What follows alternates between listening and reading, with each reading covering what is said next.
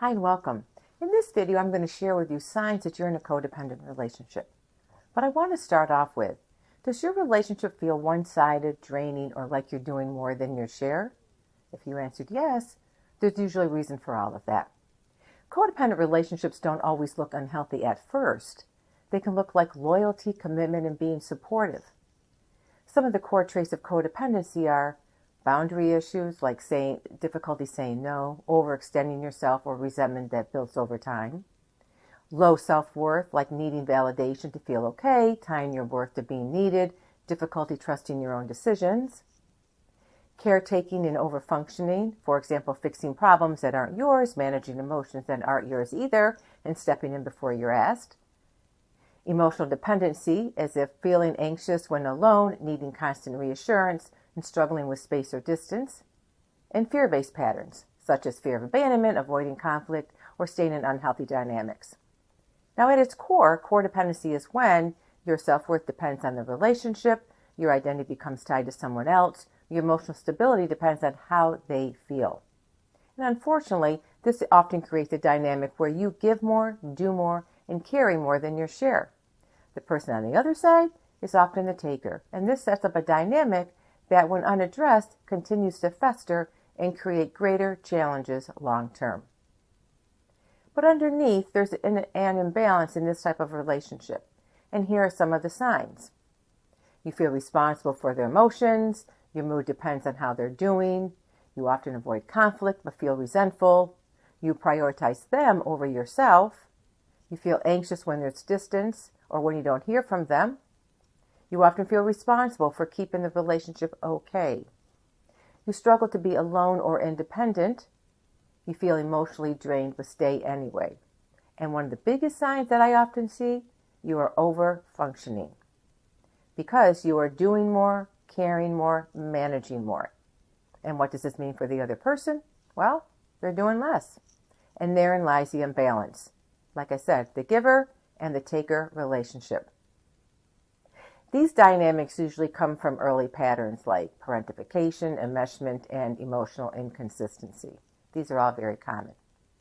What codependent relationships actually look like? These relationships tend to follow predictable patterns.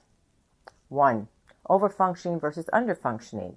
You carry the emotional and practical load, the other person relies on you. 2.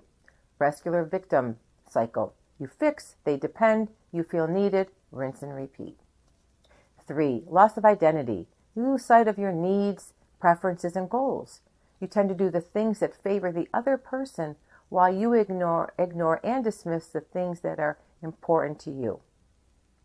4. Imbalance of power. Again, one gives more, the giver, one takes more, the taker.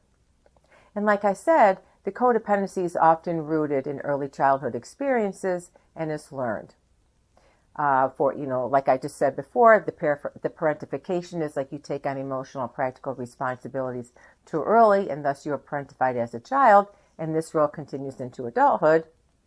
Enmeshment and boundaries were unclear. You felt responsible for others, and you might have often experienced emotional neglect or inconsistency. Love felt conditional. And also trauma or unstable environments. You adapted to survive by pleasing, fixing, and managing. It was a role that might have served you growing up, but no longer does. And now that role keeps you stuck in fear and stuck in patterns. But what actually starts to change is awareness. But awareness alone isn't enough. That is always the first step. But in order to change, you have to be willing to move into discomfort for both change and growth to occur. And so I'm going to offer a few steps to get you started. 1.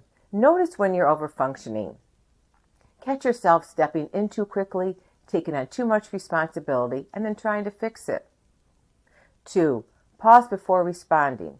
Instead of automatically saying yes, say, let me think about that. Hit the brakes, pump the brakes, take a moment, calm down emotionally, and really think about what you want to do, not what others have come to expect from you. That is a big difference.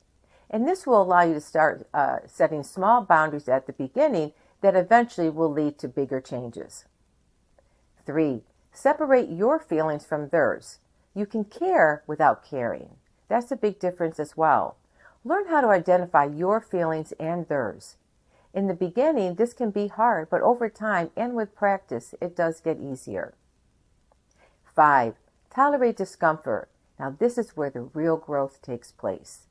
You will experience many different emotions, guilt, fear, sadness, but at the same time, eventually, relief, strength, and resilience, as the discomfort decreases over time and comfort in your ability to make changes takes over.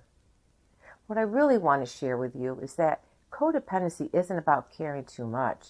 It's really about caring in a way that costs you your sense of self. In my next video, I'm going to talk about the differences between codependency and neediness. And as always, I hope that helps. If any of this resonates with you, I have created some interactive workbooks that can help you work through parentification, codependency, and setting boundaries. The link is in the write-up, and I look forward to seeing you in my next video.